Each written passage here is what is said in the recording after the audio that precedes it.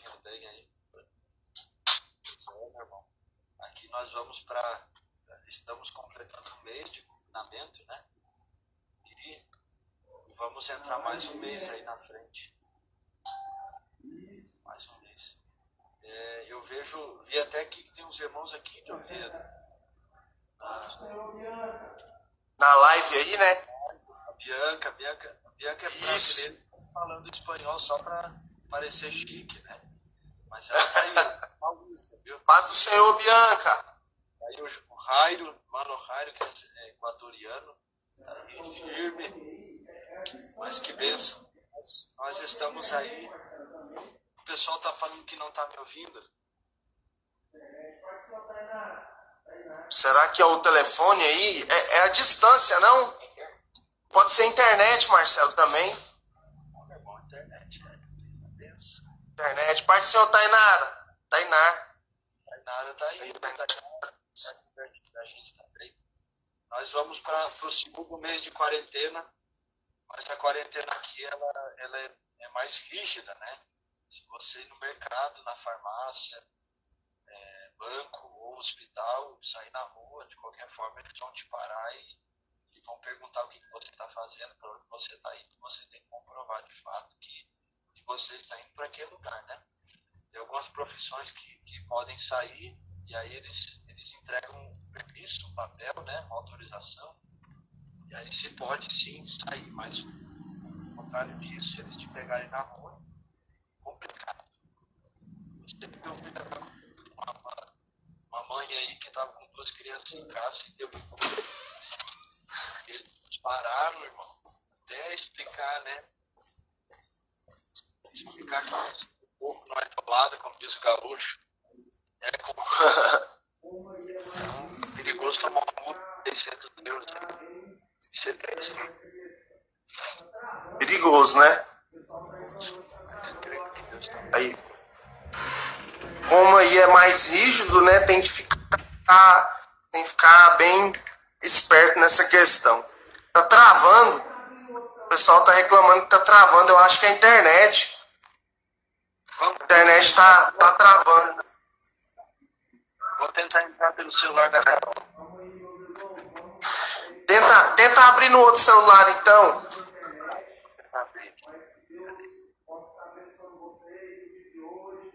Será que tem que reiniciar? Calma aí, meus irmãos. Vamos reiniciar aqui. Tá travando. Problema da internet.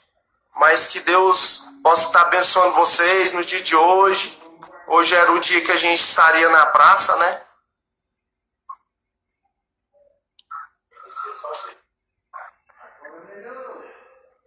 E reiniciamos aqui. Vamos aguardar aqui só um instante.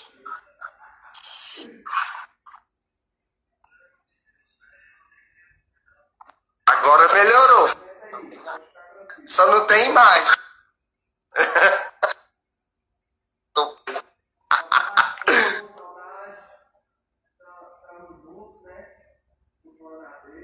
Tá bom, tenta aí. Pode.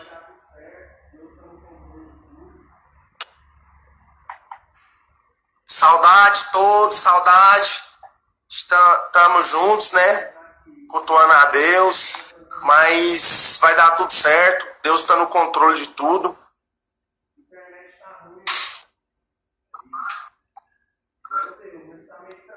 Pronto, vamos tentar aqui. O Marcelo está tentando reiniciar lá.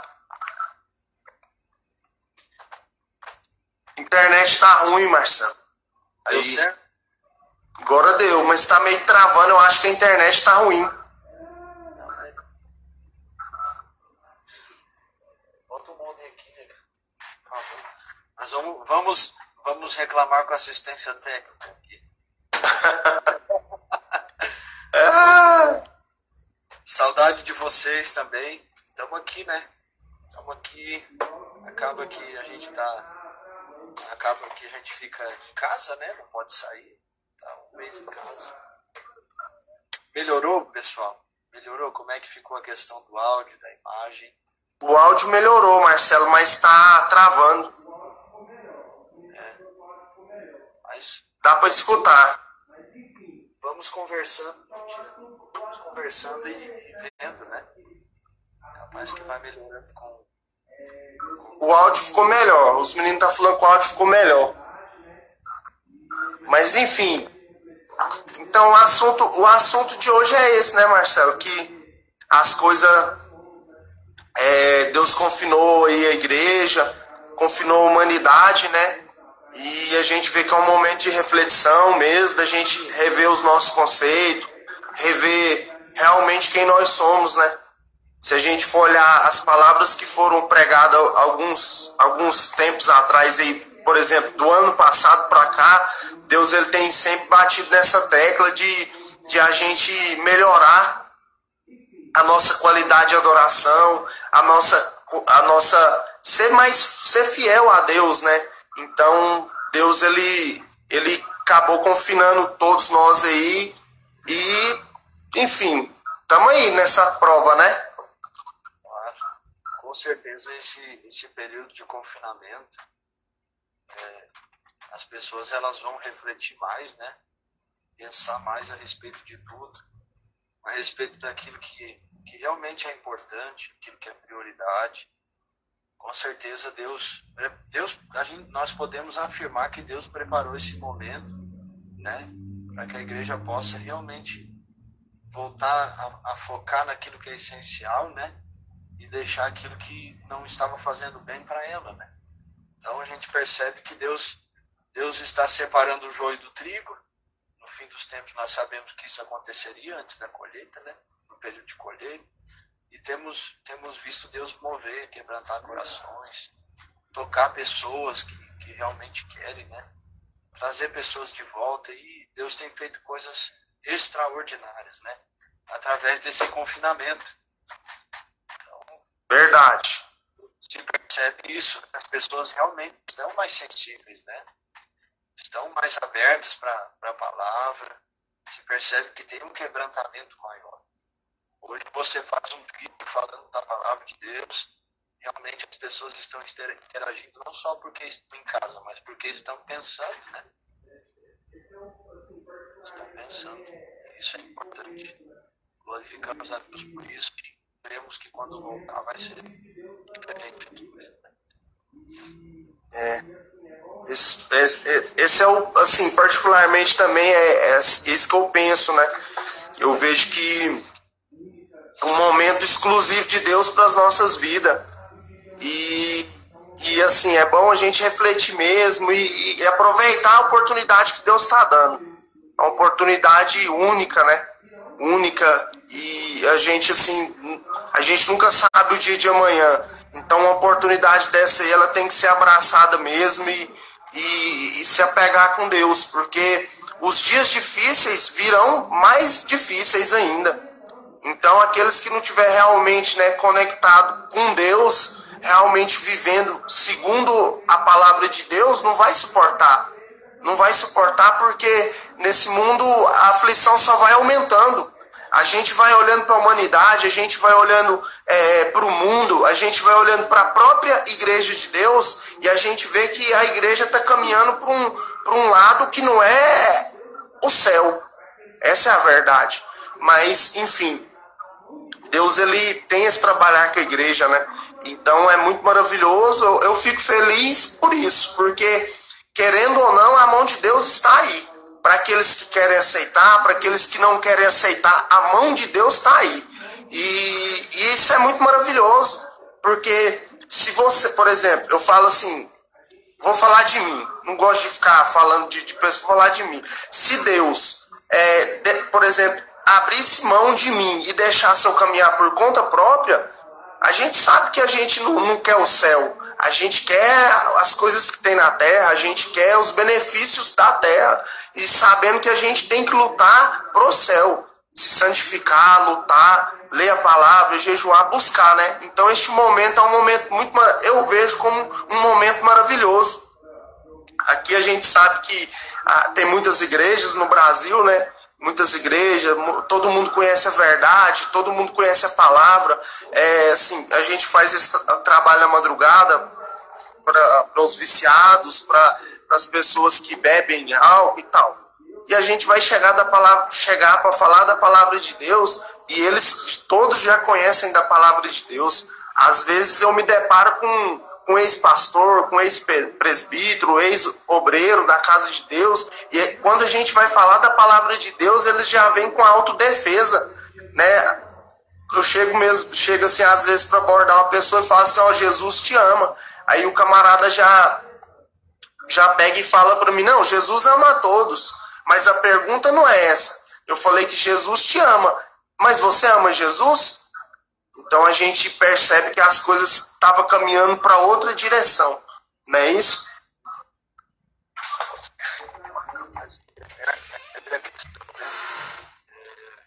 Eu acho que tá meio travando lá. Mas vamos focar no áudio, né? Porque a internet não é. Tá travando. O áudio tá ouvindo? Pra mim aqui o áudio não tá legal, o seu áudio. Vamos começar de novo? Vamos, tamo junto.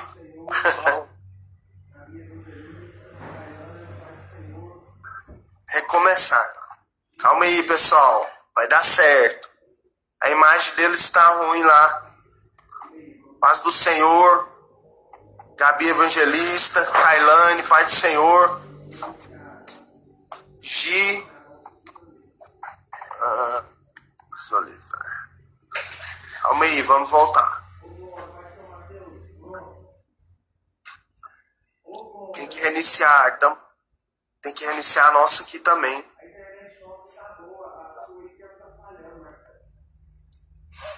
Ô Glória, Pai de São Mateus, pronto.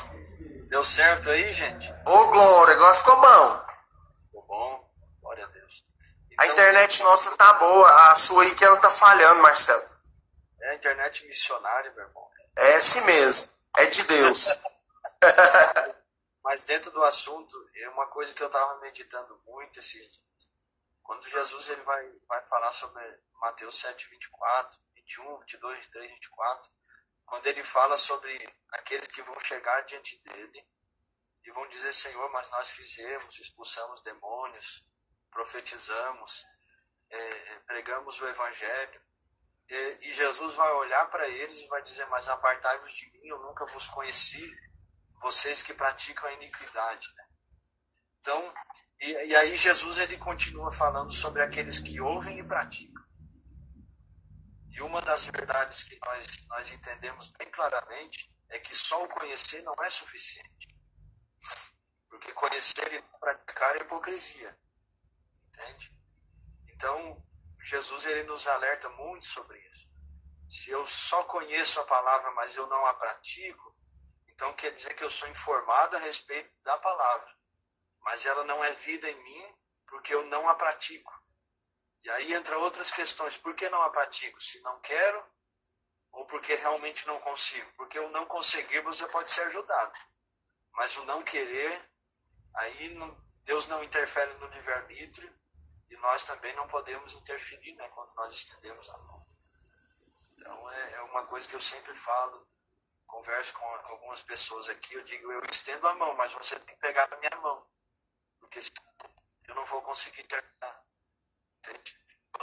Eu conheço a palavra, mas se ela não é vida em mim, não adianta. Porque ela tendo vida em mim, ela é fundamento. Se ela é fundamento, eu estou firmado, alicerçado, né? Ou seja, a casa ela vem de acordo com o fundamento. Então, tudo que eu faço, tudo que eu falo, a forma como eu penso, minhas motivações, elas vão refletir Jesus de alguma forma. Então, às vezes a gente se assusta, né? Mas pode ser um pastor, um presbítero, pode ser um bispo, um semideus. Mas se ele não ouve a palavra e não a pratica, não tem como, né? É verdade, né? Você está falando aí dentro do livro de Mateus. Hoje eu tava lendo lá em casa também. Aí veio aqui Mateus 24, versículo 48 a 51 fala isso, né? Que o Senhor vai punir aquele no final, né? Fala assim, o Senhor punirá com toda severidade e lhe dará um lugar ao lado dos hipócritas, onde haverá grande lamento e ranger de dentes, né? Então, aquele que não serve o seu senhor com amor, não adianta. E se a gente for olhar mais acima, eles já esse servo, ele murmurou, porque o senhor dele deu algo para ele fazer, e ele pegou e fez de qualquer jeito, e ainda falou assim que se o meu senhor demorar, ele começou a tratar mal os outros servos, né, os conservos. Então, é muito séria essa questão aí, né? Então é aquela coisa.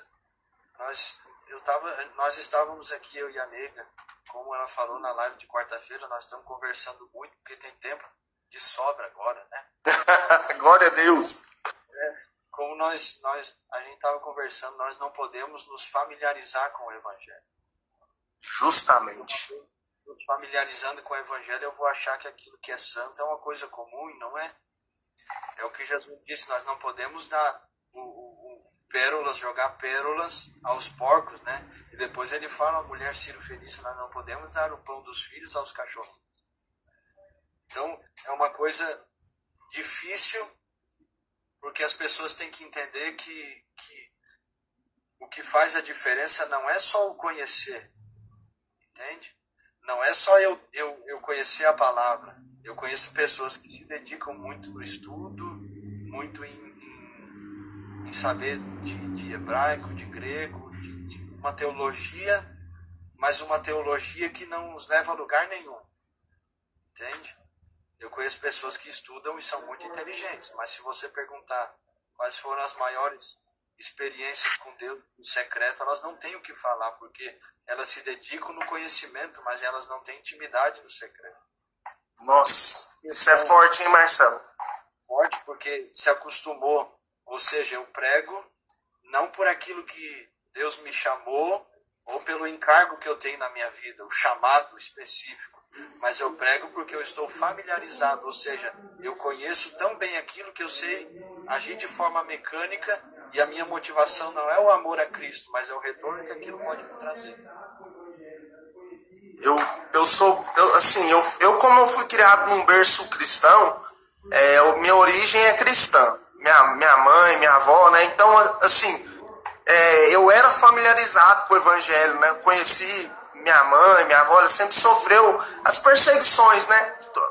Porque os evangelhos, os que vieram antes de nós, a geração anterior, eles realmente pagavam um preço diferenciado da geração de hoje.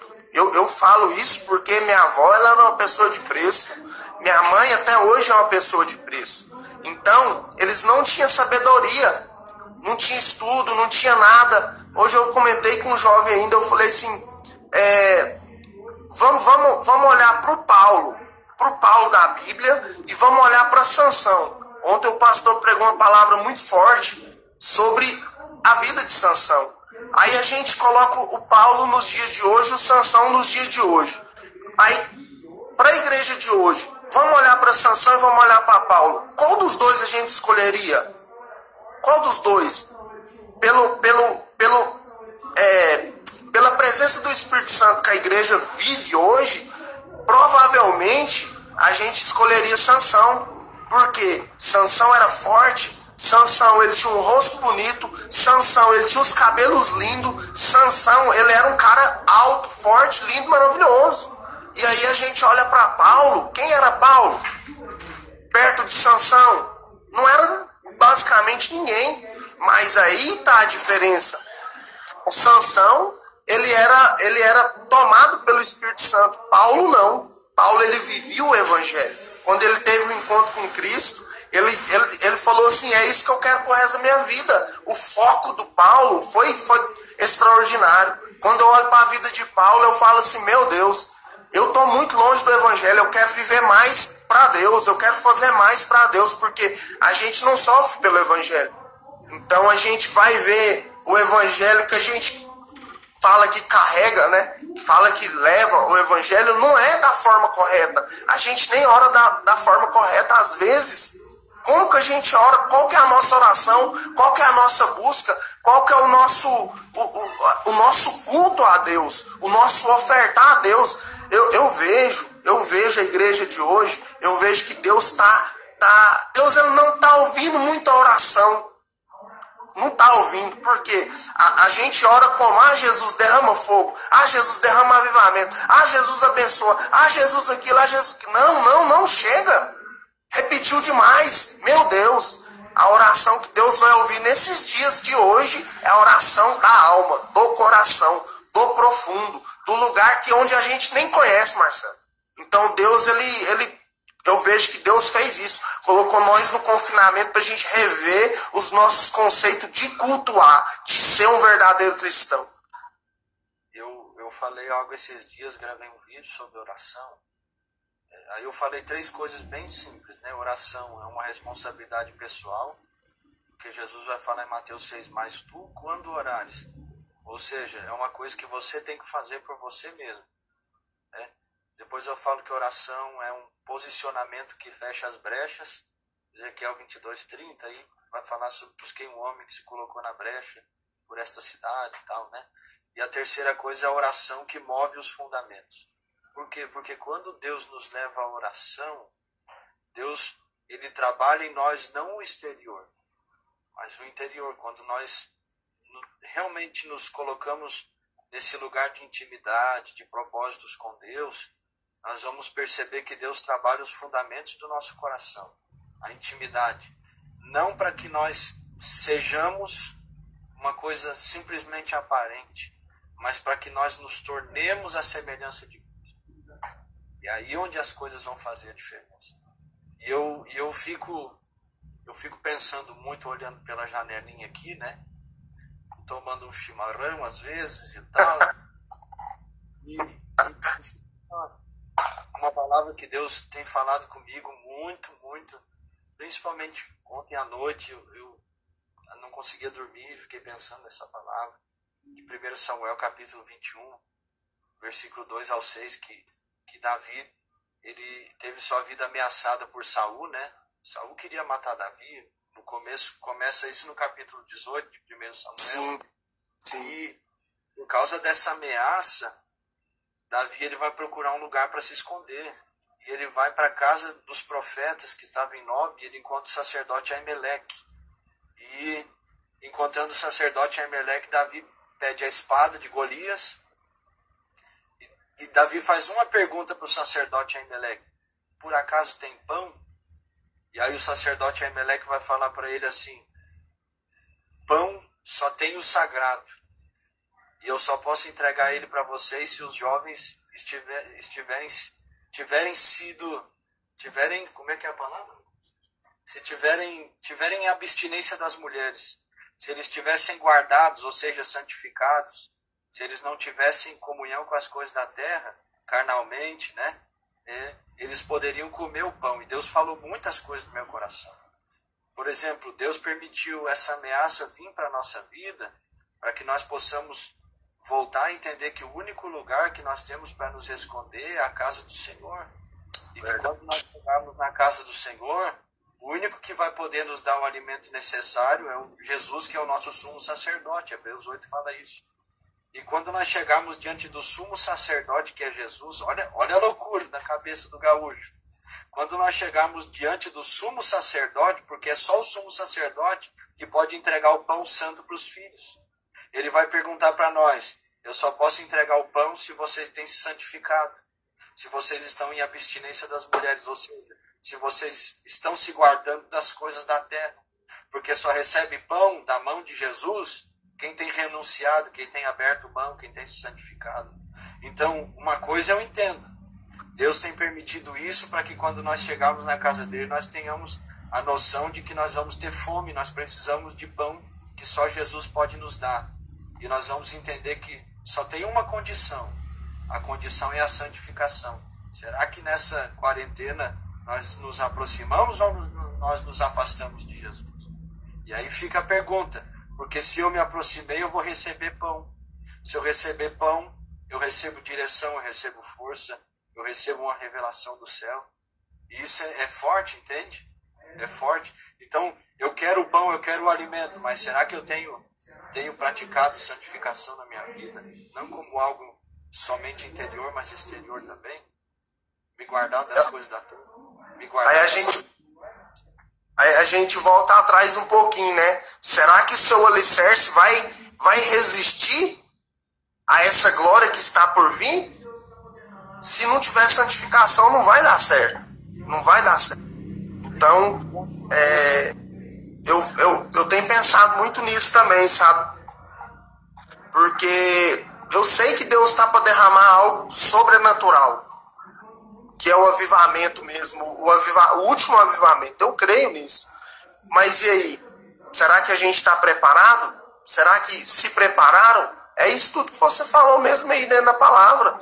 Enquanto muitos procuram outras coisas, a gente que está nessa visão tem que lutar para ser santo. Lutar para buscar essa presença, porque quando voltar, eu creio que Deus vai fazer algo muito maravilhoso e muitos não vão suportar, muitos não vão dar conta, porque eu creio que para muitos era fardo, era obrigação, era isso, era aquilo, você entendeu? Então, quando vir mesmo, não vai dar conta. Eu creio que não vai dar conta. Então, é uma oportunidade, né? Eu vejo o amor de Deus. Eu estava até comentando com um jovem esses dias, eu falei assim, eu vejo o amor de Deus tão grande, que por mais que eu queira me levar, me deixar levar, Deus ele sempre vai ter algo para nos pegar, para nos trazer de volta. Só que muitos não entendem isso e mesmo assim viram as costas para Deus. Isso é de partir o coração, porque se a gente for deixar a gente dominar pelos nossos desejos, as nossas vontades, a gente quer ficar nessa terra aqui, a gente quer buscar as coisas que tem na terra, buscar os benefícios, buscar as coisas que tem nessa terra. E Deus ele está nos trazendo a voltar o foco para o trono de Deus, para a salvação, para o arrependimento, para abandonar o pecado, para abandonar as práticas mundanas, porque dessa forma ninguém vai entrar no céu. Só vai entrar no céu aquele que tiver vazio de si mesmo e cheio da presença de Deus. Então o momento é maravilhoso. É angustiante às vezes chegar na igreja, porque eu estou ajudando aqui a fazer as lives e tal. É angustiante, a gente chega na igreja e não vê os irmãos, não vê, mas a gente analisa a situação e olha para o Deus e vê o tanto que ele é misericordioso de fazer uma circunstância dessa. E a gente está dentro desse propósito. Só que está dentro do propósito e não está focado dentro da visão, qual que é o sentido? Não tem sentido. Então é um momento de a gente recuar, rever nossos conceitos mesmo. E Deus vai fazer grandes coisas, eu creio. Tanto aí na Espanha, tanto em Portugal, tanto na França, tanto em qualquer lugar, nos confins da terra.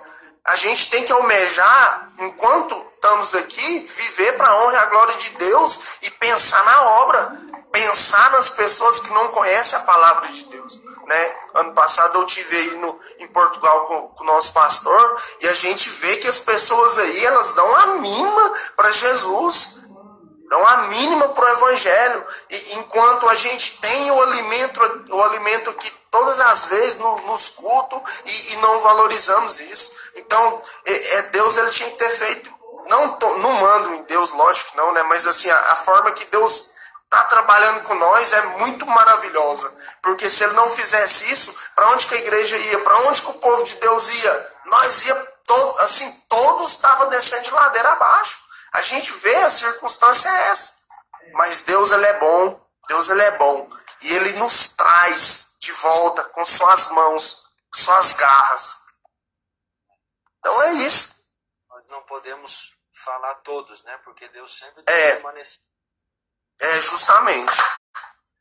Sempre tem remanescente. Uma coisa que Deus ministrou esses dias, eu pensando, como a gente tem tempo, a gente pensa, medita, escreve, ora e vai. Deus permite a falta chegar, a falta no sentido do exterior, para revelar aquilo que falta em nós. As coisas faltam para nós, e as coisas que faltam revelam o que falta dentro de nós. E aí a pergunta que fica, principalmente o pessoal que está aí assistindo a gente, será que quando as coisas voltarem, Eu vou celebrar as coisas ou eu vou tolerar as coisas? Entende? Porque a presença de Deus, onde ela não é celebrada, onde ela é tolerada, ela não permanece. Né? Então é uma coisa que fica. E com certeza Deus está trabalhando nos filhos, nesses últimos dias, a fome, o desejo de buscá-lo. Por isso que Provérbios 25, a Bíblia fala, no versículo 2, que a glória de Deus é encobrir o negócio, mas a glória dos reis é revelar. Então, ou seja, Deus ele está escondendo algo para que somente aqueles que têm fome possam buscar. Deus ele está escondendo algo no meio dessa circunstância para que somente aqueles que têm fome possam se gastar nisso e realmente buscar entender o que Deus está fazendo. Com certeza ele está fazendo algo novo, algo diferente. Então, está aberto e orar a Deus e pedir sensibilidade para que ele revele somente a vontade dele.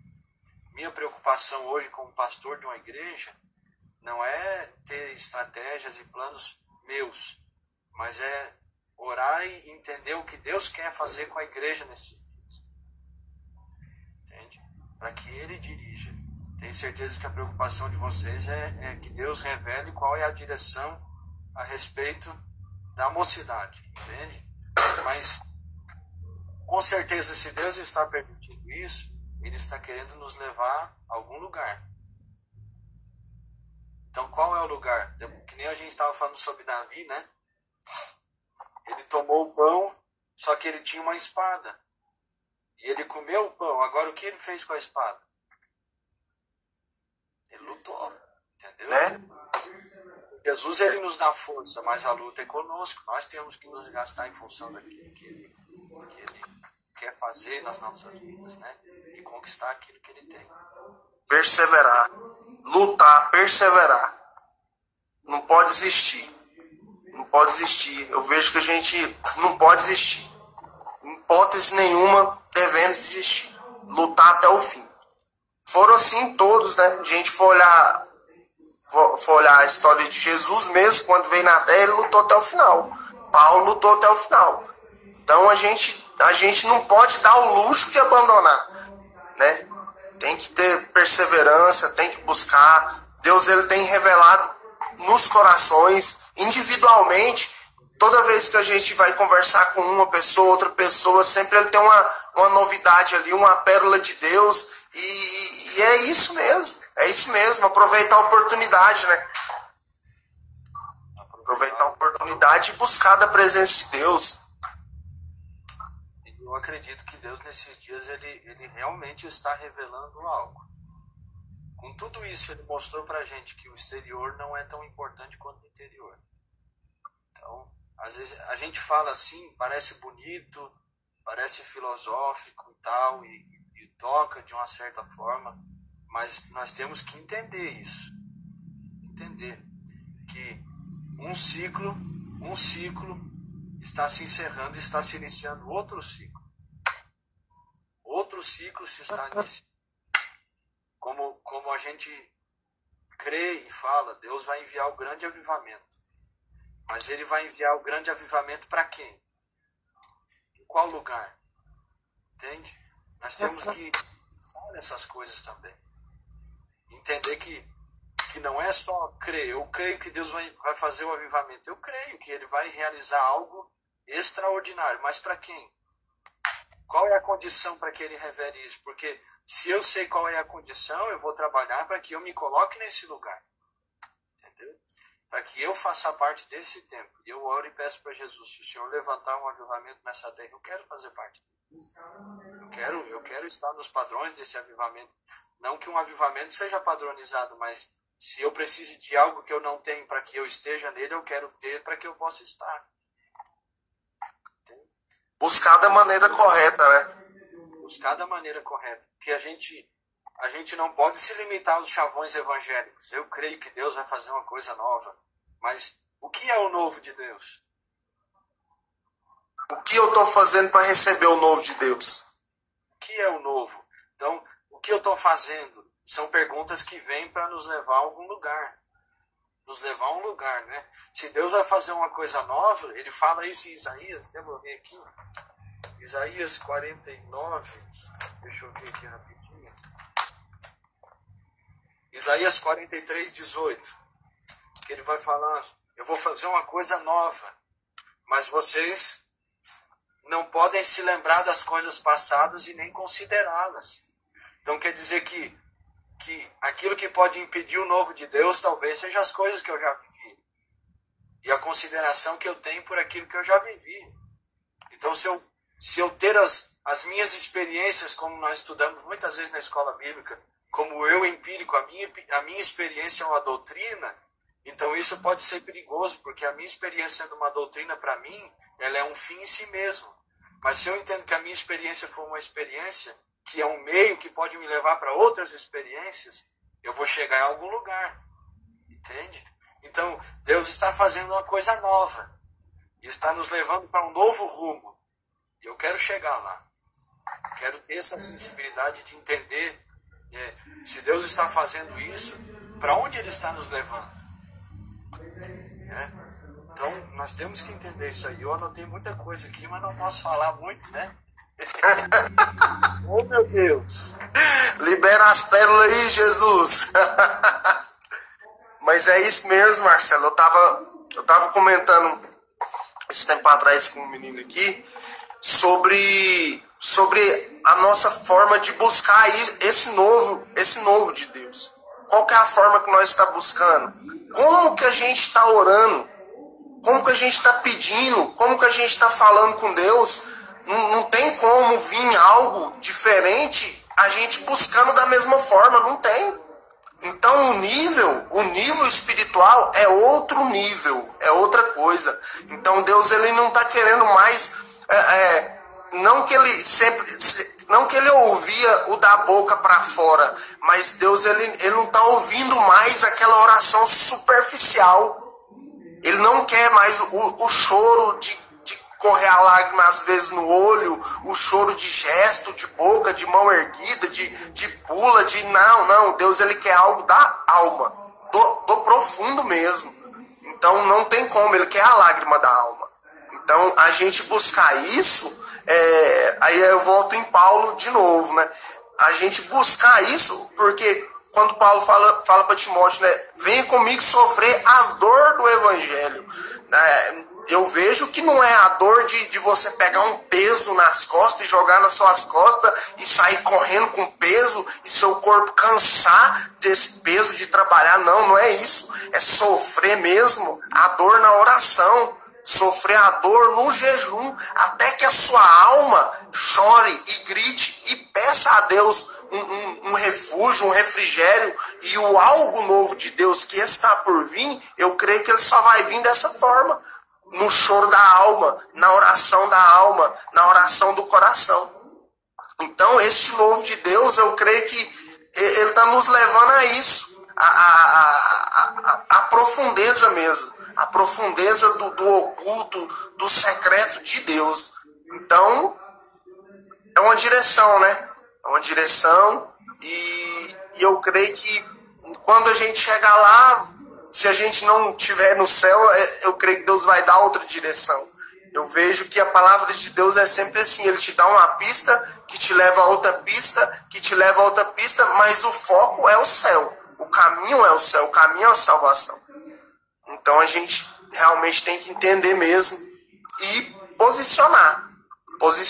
nos posicionar, nos focar, arrepender verdadeiramente e caminhar. A caminhada não para, a obra não para. Eu vejo que o evangelho ele tem atravessado os séculos, né? Os anos, atravessado os anos em caminho, em caminhada constante. Eu vejo isso. Eu tenho pouco tempo na fé, né?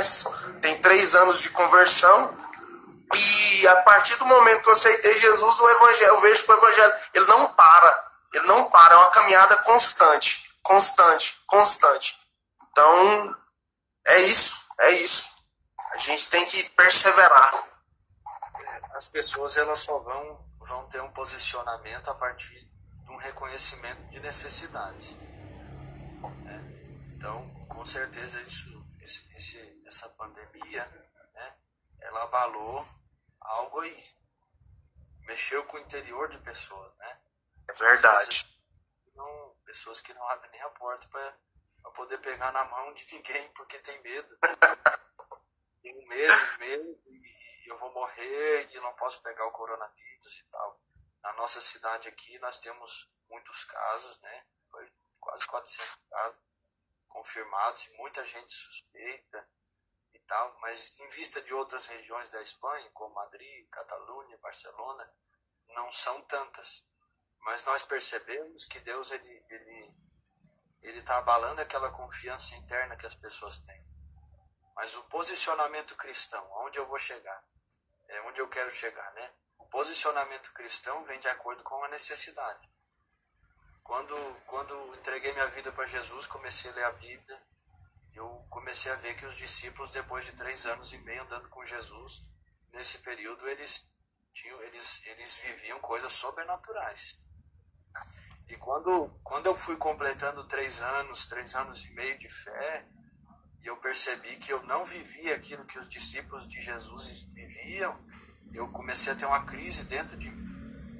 E eu me perguntava por que os discípulos andaram com Jesus e eles realizavam os milagres, coisas sobrenaturais, e por que eu não vivo isso? Será que o evangelho não é o mesmo? Será que a palavra não é a mesma? E aí eu gosto de pensar nas coisas. Eu fico pensando e pergunto para Deus, né? E eu lembro do apóstolo Paulo falando em 1 Coríntios 2,4, quando ele fala aos coríntios: eu não fui pregar para vocês, eu não fui ter convosco em palavras de sabedoria humana, e sim demonstrações de espírito e poder. Ou seja, o evangelho não é só uma filosofia abstrata, uma ideia, um conceito. O evangelho, de fato, ele é tão poderoso que ele nos toca de fora para dentro, de fora no nosso corpo, traz saúde, traz realmente força do céu sobre nós. Mas quando toca dentro, ele toca lá no interior da nossa alma, como disse Hebreus, né? Na divisa da alma e do espírito. E a Bíblia ela é apta para discernir, né? Então, Deus ele toca tão no profundo do nosso coração que nos faz entender que o evangelho não é só mais uma ideia que eu preciso me entregar, não é só mais uma filosofia como Seixonoye, e aí a gente pode entrar em muitas coisas, mas ele é o poder de Deus, que opera em nós para a salvação de todo aquele que nele crê. Então, primeira coisa, eu tenho que crer, mas ele, uma vez crendo, ele vai operar em mim para a salvação. Então, ele salva aqueles que creem, mas também faz com que essa palavra seja tão intensa, tão profunda, que ela vai se manifestar de forma exterior também. Então, sempre quando eu tenho algum conflito, alguma pergunta dentro de mim, eu tenho que pensar onde isso me vai levar. Porque o evangelho nos inconforma, mas ele não nos inconforma para nós estarmos inconformados dentro de nós mesmos. A palavra ela nos inconforma para que nós possamos manifestar algo sobrenatural no exterior. Mas não algo que está interior também. Porque vem de dentro para fora. Né? Então, onde nós vamos chegar? Com certeza Deus está abalando estruturas, está nos levando a pensar a respeito de coisas, mas Deus, ele está fazendo as pessoas despertarem para levarem elas para algum lugar. E o papel da liderança da igreja hoje seria o quê? Entender qual é o lugar para que as pessoas possam chegar nesse lugar. Então, esse evangelho é abstrato, mas a partir que eu entrego minha vida para ele e começo a praticá-lo, ele se torna concreto. E não é só uma coisa que vai mudar os meus hábitos, a minha maneira de viver. Não, me muda por inteiro. Eu lembro quando eu entreguei a minha vida para Jesus, entrego todos os dias, né? Como a minha forma de mudar, de pensar, ela mudou, como a maneira de enxergar as coisas, a forma de perceber as coisas, ela mudou. E ela vem mudando com o tempo, né? Como disse o apóstolo João, multiforme, graça de Deus, ela vai atuando de muitas formas. Então, se eu tento limitar Deus, eu fico louco. Se eu tento colocar Deus estudá-lo, eu não consigo estudar a Deus. Eu posso falar sobre a palavra dele, mas estudá-lo não cabe. Não cabe. Não tem como, né, Marcelo? Não tem como. Uma coisa assim que eu sou muito apegado, eu sou muito apegado em contemplar mesmo essas coisas de Deus, sabe? Eu vivencio muito essas coisas de milagre, essas coisas. Por quê? Porque eu não acreditava, eu era meio incrédulo nessa questão. Então eu sempre peço para Deus, pedi para Deus, né? Falei, Senhor, eu quero ver, eu quero contemplar, igual você falou aí, contemplar os seus milagres. Contemplar, porque ler eu dou conta de ler, Senhor. Entendimento, eu posso ler a Bíblia aqui e ter o meu próprio entendimento sobre a palavra de Deus. Mas se eu viver a palavra de Deus, é diferente. É diferente. Igual fala, quando Jesus fala assim que você viverá comigo, eu viverá com você, e o Pai viverá em nós como um só. Então, imagina que loucura é essa, você ser o próprio Deus. Não que você vai ser um Deus, mas ele vai viver dentro de você, e o próprio Deus vai vir fazer morada em você. Que é isso? Como que é viver isso? Então isso mexe muito com o meu psicológico, sabe? Eu falo assim, Senhor, eu quero viver esse negócio aí. Eu quero que o Senhor venha morar dentro de mim, até que eu não consiga mais ter um domínio pessoal, algo pessoal meu, algo que eu quero, uma vontade que eu quero. Não, Senhor, eu quero viver a tua palavra ao ponto de se eu ouvir a voz de Deus assim, vira para a direita, você vira para a direita, vira para a esquerda, vira para a esquerda. Isso sim é o Evangelho de Deus. Eu vejo que muitas pessoas sabem mesmo, eu acho bonito, e glória a Deus por isso, por pessoas que entendem, porque tem que ter pessoas. Os que entendem, conversa com os que entendem, né? E os que entendem de outra forma, então Deus faz pessoas para todas as formas, certo? Mas assim, esse negócio de vivenciar, viver, andar, sentir, falar, dormir, sonhar, ver, contemplar, é loucura. É loucura. Agora imagina Paulo. Paulo tá lá dentro da cadeia lá, né? Era para estar chorando, triste e tal, tá lá glorificando e adorando a Deus. Então, qual que é a circunstância? Qual que é a circunstância? É o receptor, é a pessoa que vive, caminha, luta por aquilo, é diferente. É diferente. Então, Deus ele tá colocou nós no confinamento justamente para isso. Para a gente viver mais o particular, viver mais a busca, como que vai ser isso aí, vai vir algo grande, eu creio que vai vir algo grande. Mas e aí, vamos nos preparar, vamos buscar para isso, vamos pagar esse preço de confinamento é maravilhoso, porque a gente ajoelha dentro do quarto ali, guerreiro, e não tem a voz do irmão dando glória a Deus, não tem o coral da igreja cantando e abrindo o céu, não, guerreiro. É você mesmo, o seu joelho e Deus ali, ó, a abrir e tocar no céu. Então, o momento de preço, um preço alto, né? Mas tem sido maravilhoso o despertar de Deus. Eu creio que os remanescentes tá aí, ó, tá firme, buscando, orando, chorando, e vai acontecer. E a obra não para, né? O evangelho não para, então é maravilhoso viver isso. Muito maravilhoso.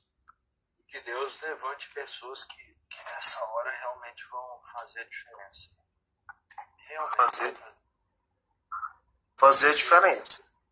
Uma coisa eu falo.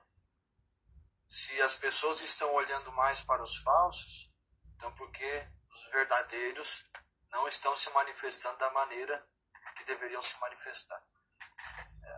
Aí entra um monte de coisa, escândalo, tanta coisa que tem surgido nesses dias, mas a pergunta fica, onde estão os verdadeiros? A partir do posicionamento dos verdadeiros, a verdade vai se manifestar. Então, se os cristãos foram chamados para serem honestos, eles têm que ser honestos. E aonde essa honestidade está se manifestando? Se eles foram chamados para viver uma vida santa, então cadê a vida santa que transforma? Né? Aonde ela está que as pessoas não... É claro que a santidade exterior e tal não é para aparecer para os outros, mas uma vez que você vive uma vida para Deus, Aonde você for, você vai fazer a diferença. A sua forma de caminhar, a sua forma de pensar, a sua forma de se expressar vai ser a diferença. Você vai ajudar as pessoas, não só por aquilo que você sabe, mas por quem você é. Eu não me esforço para ser o Marcelo, porque eu sou o Marcelo.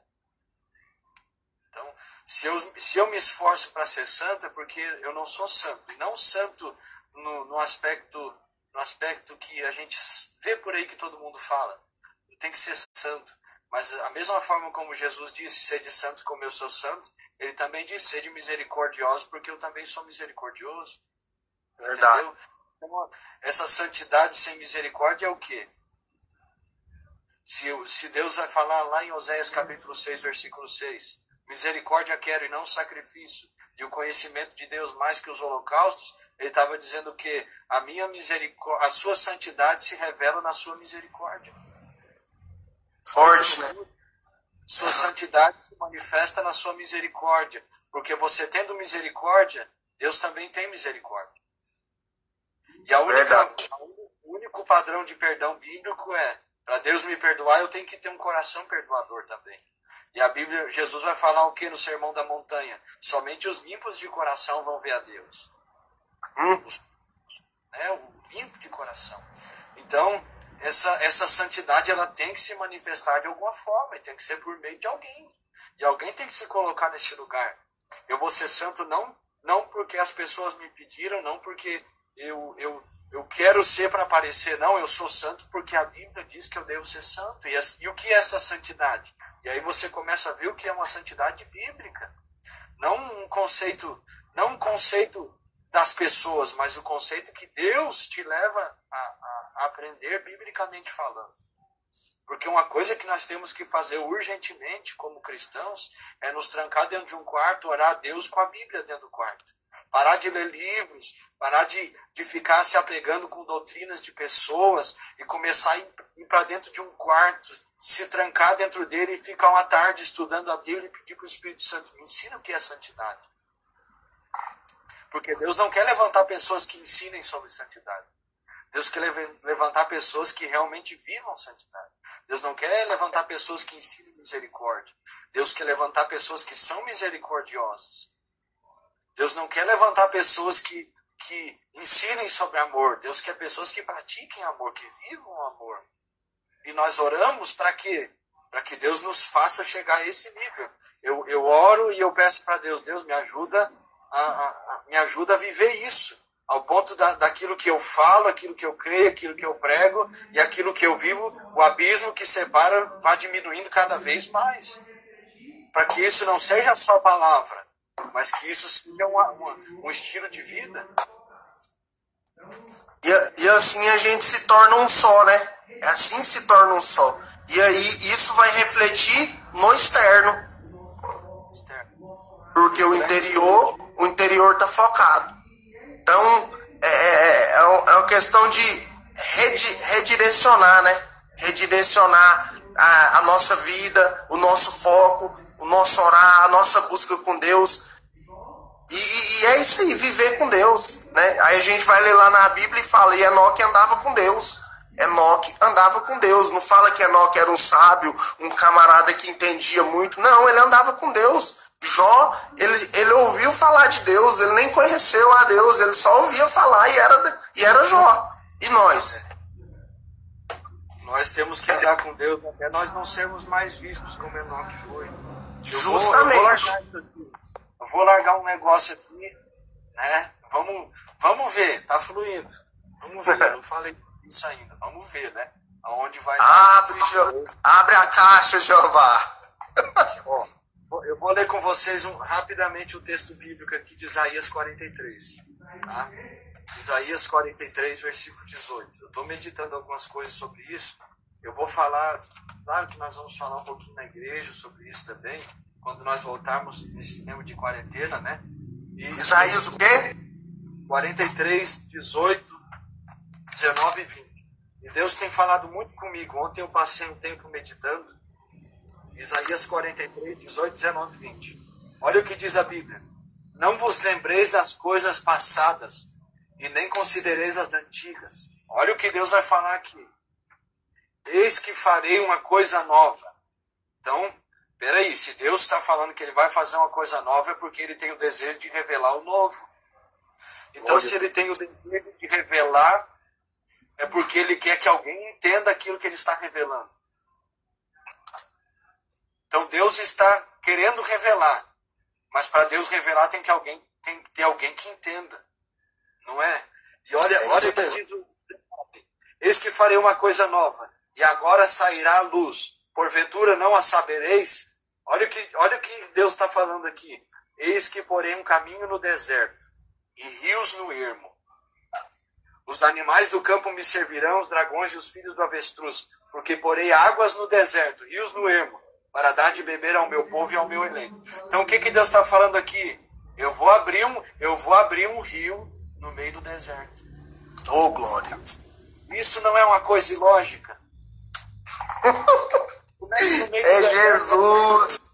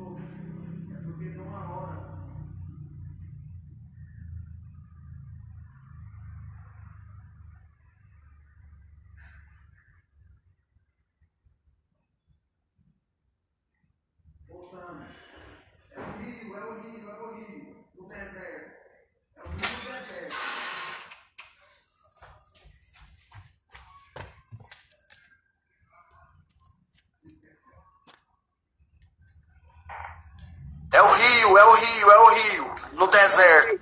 É o rio no deserto. De vocês. Então eu anotei alguma coisa aqui. O novo de Deus é isso. Ele quebra a nossa lógica. Glória a Deus. Porque quando Deus quer trazer algo novo, ele vai quebrar a lógica humana. Porque a lógica humana é tentar entender aquilo que Deus está fazendo. Mas nós nunca vamos entender aquilo que Deus está fazendo. Se nós não partirmos do princípio de primeiro tentar entender quem Ele é. Então, vamos caminhar um pouquinho. Se eu sei que a Bíblia é o caráter de Deus, e Deus se revela por meio da palavra, se o caráter de Deus se revela por meio da palavra, então fora da palavra eu não vou conseguir entender o que Deus vai fazer. Então quer dizer que para que eu entenda o que Ele vai fazer, a revelação que Ele está trazendo, eu tenho que entender primeiro quem Ele é por meio da Bíblia. Então a Bíblia é o caminho que Deus vai usar para abrir essa coisa nova que Ele vai fazer. Eu estou falando aqui, vocês não vão copiar essa mensagem, pelo amor de Deus. Tá anotado aqui. Mas pensa comigo, ele está falando assim, eu vou abrir um caminho no meio do deserto. Ele está falando, eu vou abrir um caminho no meio do deserto. Vocês não podem entender o que eu vou fazer porque é algo ilógico. Não, está além da compreensão humana. E a maioria das vezes, a maioria das coisas que Deus faz quebra a lógica humana. A forma Glória a Deus. Rompe com o normal. Quebra o natural. Porque Deus é um Deus sobrenatural. Justamente. A Bíblia vai falar assim, ó, que o homem espiritual discerne as coisas espirituais. Mas o homem carnal só discerne aquilo que é carnal. Por quê? Porque se Deus é espírito e eu sou espiritual, eu entendo aquilo que Ele vai fazer. Porque eu não estou olhando para mim, não estou olhando para a minha capacidade, mas eu estou atentando para algo que a palavra dele me diz, e eu estou olhando para algo que o caráter dele está me revelando. Se eu sei que Deus não faz nada fora da palavra, então eu sei que tudo que está por vir, Deus já falou por meio da sua palavra. É uma loucura.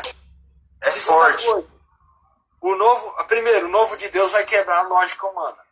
Porque ele vai abrir um rio no meio do deserto. Segundo, o novo de Deus vai provar a nossa fé. E aí é onde entra. Por quê? Por que provar? Porque nos desafia a ter uma percepção de fé e não uma percepção natural. Porque se eu sei que Deus não está falando assim, eu abri. Deus não está falando assim, eu estou abrindo no sentido de urgência. Deus está falando assim, eu abrirei. Ou seja, ele está falando de uma ação futura. Então, se ele está revelando uma ação futura, eu preciso ter fé para poder entender que ele não está fazendo agora. Eu não estou vendo, mas eu sei que ele vai fazer. E ele está alicerçando, né? Eu tenho que ter uma percepção de fé, isso. E é o que o 2 Coríntios 5:7 a Bíblia fala. Nós não andamos por vista, nós andamos por fé. Hebreus capítulo 11, versículo 1, tão conhecido. A fé é a firme certeza das coisas que se esperam e a prova das coisas que se não veem. Então quer dizer que para eu ter fé, eu não preciso ver, eu preciso esperar. Isso. Então, fé não está no que eu vejo, não está no circunstancial. Fé se manifesta quando? Quando eu creio naquilo que eu não estou vendo. E o que é crer? É crer tão profundamente que se Deus falou, eu sei que ele vai fazer. E é sentir, né? Sentir isso dentro de si mesmo. Sentir. E aí entra o terceiro ponto, que é o mais profundo. O mais profundo. O novo de Deus nos leva não só a entender, mas nos leva a experimentar. Porque a Bíblia, ali nós lemos o versículo 20, porque porei águas no deserto e rios do ermo para dar de beber ao meu povo. Aleluia. Deus está falando que vai fazer algo para poder saciar a sede do povo dele. Então, qual é o desejo de Deus para que quando esse algo se manifeste? É não apenas que as pessoas entendam isso, mas que elas experimentem. E aí entra a questão do ouvir e praticar. Porque para que eu experimente isso, eu tenho que vencer o quê? Os inimigos do novo de Deus. E quais são os inimigos do novo de Deus? Versículo 18. Não vos lembrei das coisas passadas, e não considereis as antigas. Por quê? Porque se eu vivo em função de uma experiência que eu tive, e eu acredito que ela é tão sobrenatural que eu não posso ter outra, então quer dizer que eu estou anulando o poder de Deus. Porque ele é tão poderoso que ele só fez no passado, mas não pode fazer no presente. E eu sou tão egoísta que por eu ter vivido algo, eu não quero abrir mão do que eu vivi para viver coisas maiores. Porque eu acredito que aquilo é tudo que Deus possa fazer. E aí estagnou na fé. E aí estagnou. Por isso que o padrão de Deus trabalhar não são as coisas passadas. Mas ele está falando aqui, são as coisas que vão vir. Olha que loucura, meu irmão. Isso aí. Essa pregação tudo aí só completou aquilo que Deus já tinha ministrado assim dentro do meu coração também. Nesse sentido. Só que a forma de você falar é diferente da minha, mas o sentido é o mesmo. Aí é que o mistério está. Porque ele está fazendo isso, ele está abrindo um rio no meio do deserto para poder dar de beber ao povo. Glória a Deus. O povo poder viver isso, eles não podem viver das coisas passadas e nem considerá-las. Ou seja, eu ficar lembrando que a igreja de antigamente era uma igreja santa, era uma igreja e tal, não vai resolver a minha necessidade. Porque se eu estou no deserto, eu tenho sede. Mas se eu lembrar que lá onde eu vivia tinha água, não vai matar minha sede. O que vai matar minha sede é entender que Deus é poderoso para abrir um rio no meio do deserto. Então, a minha fé não deve estar fundamentada nas coisas que já passaram, mas nas coisas que vão acontecer. É por isso que o apóstolo Paulo vai falar em Romanos capítulo 12, ali, né? Deixa eu ler aqui rapidinho para nós. Romanos capítulo 12. Aqui, Romanos. Eu não sei se dá para entender aí, pessoal. Mas olha o que a Bíblia vai falar aqui. E não vos conformeis com este mundo, mas transformai-vos. Transformai-vos o quê? Pela renovação do vosso entendimento. Mas para que eu vou renovar meu entendimento? Porque eu preciso ser transformado. Para que experimenteis qual é a boa, perfeita e agradável vontade de Deus. Então Deus está falando aqui, eu quero mudar a forma de vocês verem as coisas. Eu estou trabalhando na fé de vocês. Eu estou trabalhando na forma de vocês entenderem.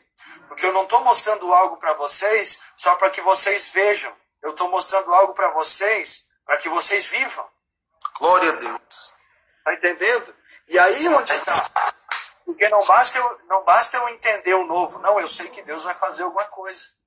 Eu sei que ele vai abrir os céus e vai vir um avivamento, mas eu não quero só saber que ele vai fazer algo sobrenatural, eu quero viver isso. Não pode cruzar os braços, né? Não pode cruzar os braços. O segredo está no quê? Mergulhar no sobrenatural. Porque se eu sei que o rio vai ser aberto no meio do deserto para dar de beber para o povo, eu não quero só beber do rio, eu quero mergulhar nele. Justamente. E aí que está o manto. Porque através dessa experiência é que Deus vai se revelar. Por isso que eu falei Provérbios 25:2, que a glória de Deus é encobrir, mas a glória dos reis é descobrir, é investigar, é conhecer. Tá entendendo? E aí a Bíblia vai falar o quê? Que nós somos sacerdócio real. Ou seja, nós somos reis e sacerdotes. Glória a Deus. E qual é o nosso papel? Descobrir a glória. O oculto, o escondido e o profundo. Eu tenho falado para os meninos muito aqui, Marcelo, sabe o que é? Por exemplo, não estou desqualificando, não desqualifico nada. A gente analisa todas as hipóteses, né? Senta, analisa e faz a busca. Recentemente eu tinha falado para eles sobre aquele hino, eu navegarei no oceano do Espírito, né? E Deus tinha ministrado no meu coração o seguinte: você já navegou no oceano? Deus, na verdade, o Espírito Santo fez uma pergunta para mim, né? Ele falou assim: você já navegou no oceano do Espírito? Eu falei: Senhor, sim, já naveguei. Ele falou assim: então você já mergulhou no oceano do Espírito? Eu falei assim: eu também já mergulhei no oceano do Espírito. Ele falou assim: então já não basta mais. Agora você vai ter que pegar os tesouros que está na profundeza do oceano do Espírito, que é o oculto, é o que está por revelar. Só que isso não acontece a gente braço cruzado, né? A gente tem que caminhar para isso. Caminhar para isso. Aí é que está o mistério. Por quê? Porque se Deus está fazendo algo novo para que nós vivamos isso, então que ele quer que nós vivamos isso. E se eu tenho que mergulhar nesse sobrenatural para viver o novo, e Deus quer se manifestar através dessa experiência que eu tenho, então quer dizer que eu tenho que mergulhar no rio do Espírito, como tu falou aí. E aí eu lembrei lá de Ezequiel 47, né? Que aí Deus vai convidar o profeta para mergulhar. Oh, glória! E aí a Bíblia vai falar o quê? Que existiam águas que davam nos tornozelos, nos joelhos, nos lombos, aí vai. Só que chegou um momento que não era mais o profeta que ditava o ritmo das águas. Então, onde Deus quer nos levar? Ele quer nos levar a uma experiência tão profunda que não vai ser a lógica humana que vai ditar o ritmo da experiência que eu vou ter. Tá entendendo? Ele quer nos levar a um nível tão profundo que não vai ser nós que vamos caminhar pelas nossas forças, pelas nossas convicções, mas é Deus que vai nos guiar pelo caminho. E você sabe onde que a gente vai se encontrar? Lá no caminho para Damasco. Olha só. Aleluia! Carol tá doida aqui atrás. Aqui, meu Deus. É lá no caminho para Damasco, meu irmão. Ó, bateu, caiu, levantou diferente. Oh, glória a Deus.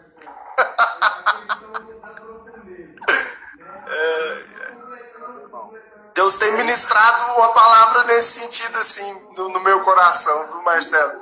É a questão da profundeza, né? Aí, só completando o que eu estava te falando. Aí ele falou assim, o Espírito Santo falou: agora você mergulha lá fundo, na profundeza. Porque é na profundeza que quando você fura para achar os minerais, aí vem a terra, aí vem os minerais, vem o ferro, vem o zinco, vem a água e depois vem o petróleo. E lá na profundeza vem o que? Vem o ouro. Aí eu tinha me limitado no ouro, porque o ouro é a pedra preciosa. Aí o Espírito Santo falou assim: não, você tem que ir lá no núcleo, porque no núcleo tem o fogo. Aleluia, lá no núcleo, meu irmão, tem o fogo. Então é isso, Deus é maravilhoso. Eu tô viajando aqui, irmão. É de Deus, Carol, é do céu. Você entendeu? Isso é do céu. Isso nós não nós não achamos em livros, Marcelo. Isso nós não achamos em livros, em estudos. Isso é revelação do céu. Então é isso que Deus quer. Deus está nos levando ao sobrenatural. Nós ainda não experimentou o sobrenatural, mas Ele está nos levando ao sobrenatural. E se possível, eu falo para Deus, Deus, me mate lá. Se eu não tiver morrido tudo, me mate lá. Me mate e me levante outro. Assim como foi Paulo. Pronto. Isso. E é interessante ali no caminho de Damasco, até vou ver aqui que eu tenho algumas coisas que eu anotei lá no caminho de Damasco. Porque eu quero esses esboços aí tudo pelo fax, viu, irmão? Quero nada. Carol vai me mandar aí. Porque Deus ele vai trazer essa experiência para Saulo, não vai? E qual que é a experiência? O encontro sobrenatural. Eles estão indo no caminho de Damasco, daqui a pouco Jesus aparece, eles caem no chão, a Bíblia não fala que caiu do cavalo, há uma discussão teológica aí, mas a Bíblia não fala que caiu do cavalo. A Bíblia só fala que foi tão forte a experiência que eles caíram no chão. Não tem como. Jesus. Os outros não escutavam a voz quando Jesus se manifesta, né? Dizendo, Saulo, Saulo, por que me persegue? Duro és recalcitrar contra os meus aguilhões. Ou seja, você é um boi bravo e você tá lutando para você sair debaixo das rédeas. Mas Jesus está falando o quê? Eu vou te dominar, meu irmão. Aleluia! Então, mas olha a loucura. Olha essa experiência. Olha o que Deus fez com ele. Nesse encontro, o que Deus fez com Saulo? Primeiro, Deus tirou o movimento. Não foi? Ele caiu no chão. Ele já não podia mais se movimentar. Está lá em Atos capítulo 9, versículo 1 ao 18. Eu vejo o pessoal perguntando aí. Deus tirou no versículo 4, a Bíblia diz que ele tirou o movimento. Segundo, Deus tirou a visão de Paulo. Tirou a visão. E depois, Deus tirou o desejo natural. Porque a Bíblia vai falar que ele orou e jejuou 3 dias. E aí eu te digo uma coisa. O cara estava cego e teve uma visão, meu irmão. E aí? Deus tirou a visão natural e trouxe a visão sobrenatural. Por quê? Porque para ter uma experiência que vai mudar a vida, nós não podemos ter essa percepção natural. Para receber o novo de Deus, para entender que ele vai abrir o rio no meio do ermo, eu não posso continuar olhando com os meus olhos naturais. E aí é o que Deus faz quando nós permitimos que ele nos toque de verdade. Ele desconstrói o nosso conceito humano, as nossas vontades humanas, o nosso desejo, e ele permite nós sermos desconstruídos, e ele nos constrói de acordo com a vontade dele, a cultura dele, o conceito bíblico. E quando Paulo se levantou, ele já não era mais o mesmo homem. O Saulo já era Paulo. Por quê? Por causa de um encontro, uma experiência. Então é isso que nós estamos falando. O evangelho ele não é abstrato, ele é concreto. Ele transforma. E ele não é natural. Não é natural, ele é sobrenatural. Não tem como você, por exemplo, não tem como você adaptar um evangelho dentro daquilo que já foi feito por Deus. Se você tenta se adaptar a ele, você estagna. E às vezes pensando que está fazendo muita coisa, que está sabendo demais, que é estudo aquilo outro, e você está estagnado, meu irmão. O evangelho não é isso não. O evangelho é viver, respirar, é contemplar em visão, em sonho, é viver o extraordinário. É isso mesmo. Para mim isso é o evangelho. Então, não tem outra forma de evangelho. Falar pro pessoal aí, deixa Jesus te derrubar, meu querido. Deixa ele te derrubar. Porque depois que ele te levantar, ele vai fazer um novo homem, uma nova mulher. Glória a Deus. E esse é o pensamento, o sentimento. É o que eu quero. Eu não quero me limitar ao trabalhar de Deus, não. Eu quero isso para minha vida. A minha oração é essa. Eu falo, Senhor, realmente, Senhor, tem algo dentro de mim, Senhor. que às vezes eu não sei, algo oculto, algo, Senhor, tira de mim, mostra para mim, mostra, faça igual o Senhor fez com Paulo, eu quero ser outra pessoa, eu quero resplandecer. Esses dias para trás eu estava conversando com um dos meninos aqui, ainda falei para eles, falei assim, gente, imagina se a gente colocasse Estevão nos dias de hoje, Estevão, né? Ali na palavra de Deus fala que eles apedrejaram Estevão e o semblante dele parecia com o semblante de anjo. Imagina se a gente encontrar um camarada hoje na rua com um resplandecente no rosto.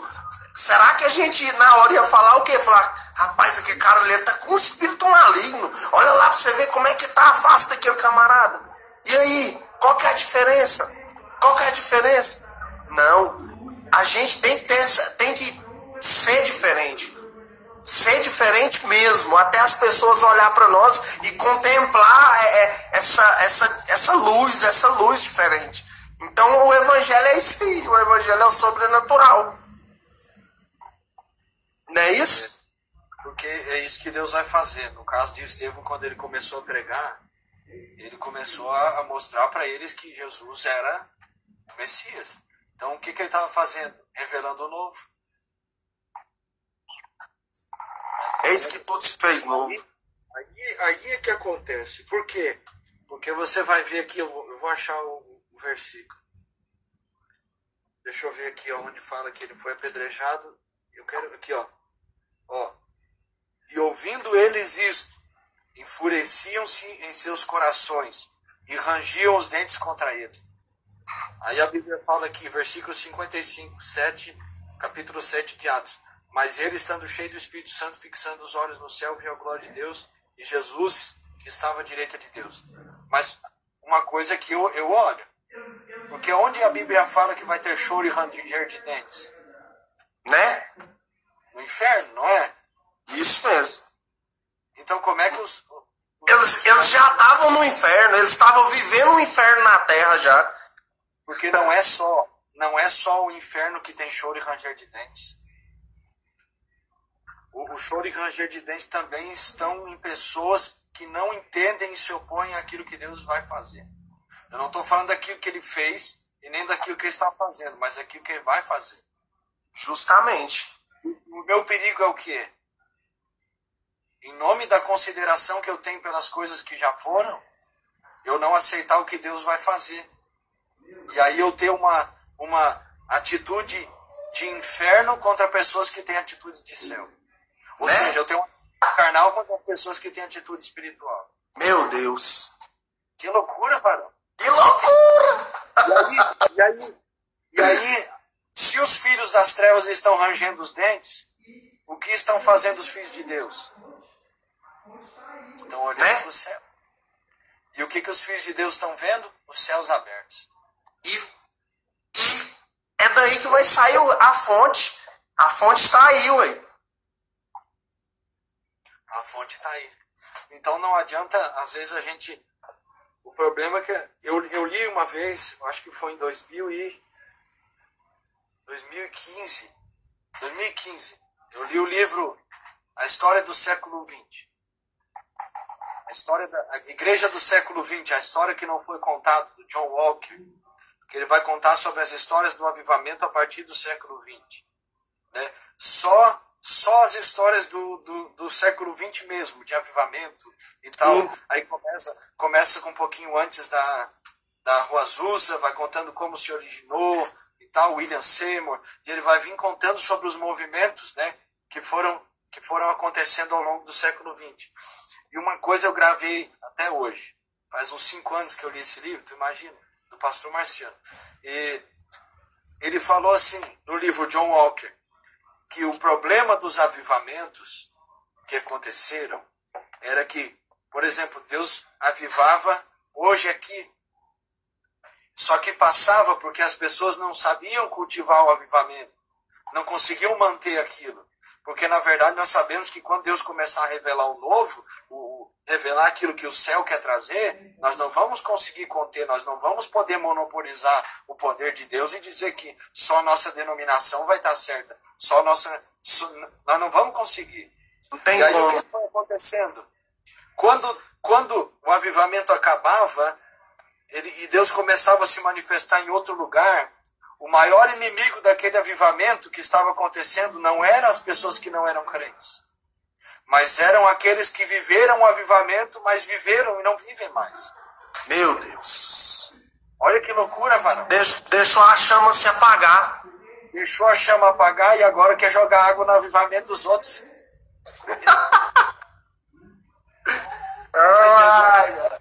Mas isso é bom, você sabe por quê? Porque Deus mostra que nós pode fazer a diferença.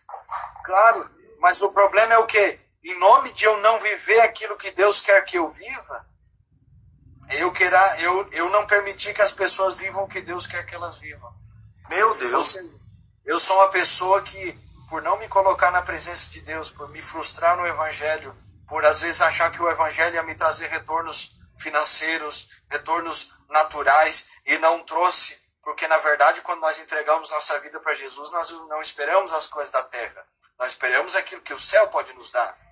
Mas o problema é eu não viver aquilo que Deus me chamou para viver e não aceitar que as pessoas vivam também aquilo que Deus os chamou para viver.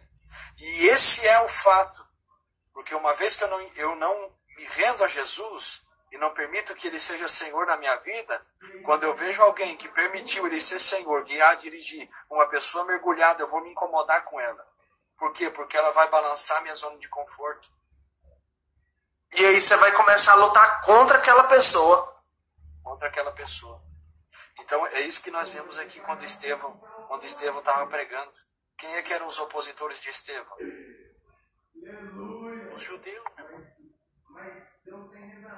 Nós temos que guardar um pouquinho para outra live, guerreiro. Eu tô Aleluia! Mas Deus tem revelado mesmo, né, Marcelo? A gente... É muito maravilhoso a gente estar na posição, né? Na posição que Deus quer.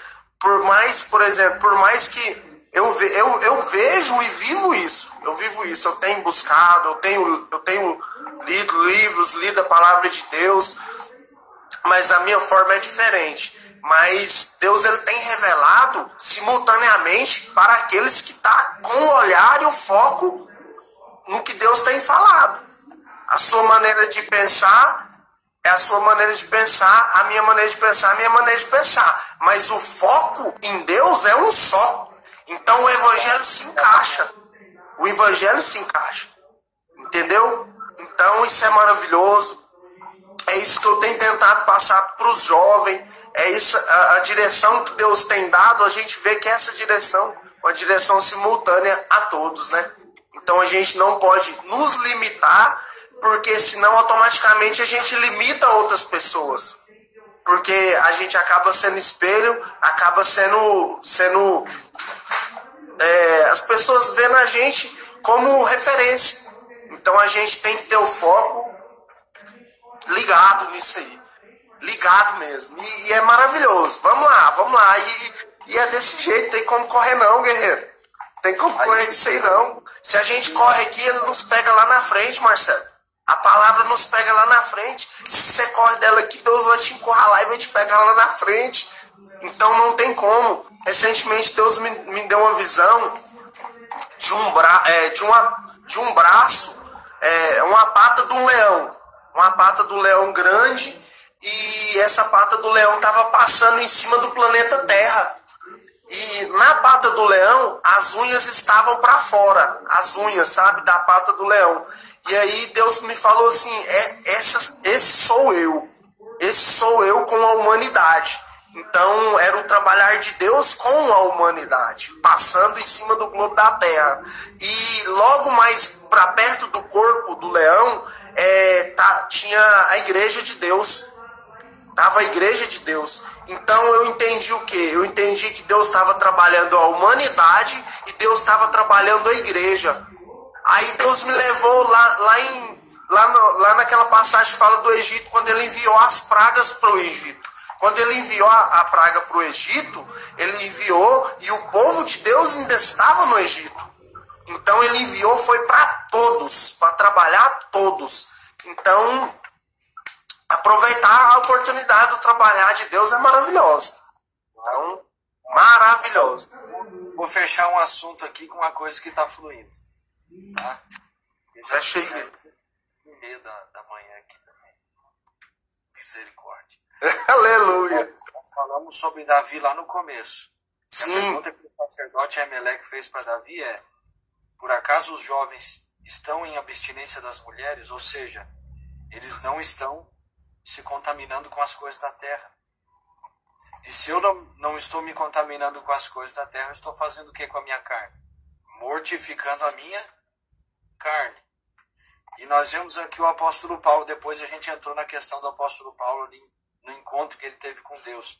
Qual foi a finalidade do encontro? Levou Paulo aqui a ser batizado. E o que é a simbologia do batismo? É morte. É você mortificar para o mundo para viver para Cristo. Oh, glória. Agora eu vou voar com esse negócio. Eu quero flutuar, meu irmão.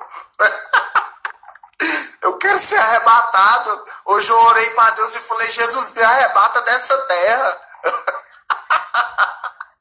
Uma coisa que eu posso falar, que o novo de Deus, o rio no meio do deserto, o que Deus vai fazer para dar de beber para o seu povo, está em mortificar a sua carne e viver para Cristo. Aleluia. E é entender que para que eu seja salvo, eu tenho que abrir mão da minha própria vida. Aí é entender o que é renúncia, tomar a cruz, negar a si mesmo, seguir Jesus. E se tornar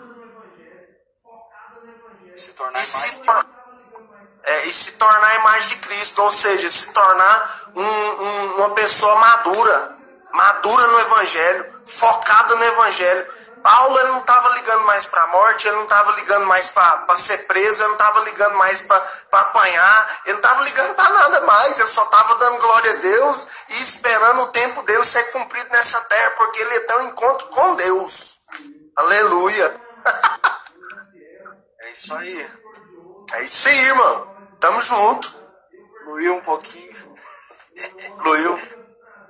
Deus é fiel, né, Marcelo? Deus é fiel, misericordioso, porque nós não somos nada. Eu, particularmente, irmão, eu oro todo dia para Deus falar assim: Jesus, esvazia eu de mim. Tira a minha própria vida, meu próprio desejo, coloca tudo que vem do céu. Eu não aguento viver se não for dessa forma. Eu não aguento, eu não quero. Para mim, eu não quero.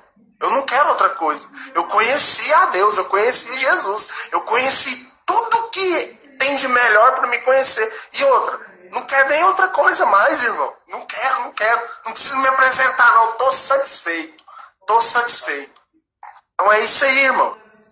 É isso aí. Foi tremendo, foi bênção. Um assunto para a próxima live pode ser isso aí. Maturidade. Pode. Vamos estar trabalhando nisso aí. E é um prazer, né, estar falando com você aí. Sabe que a gente ama vocês aí do coração. Faz parte da nossa família.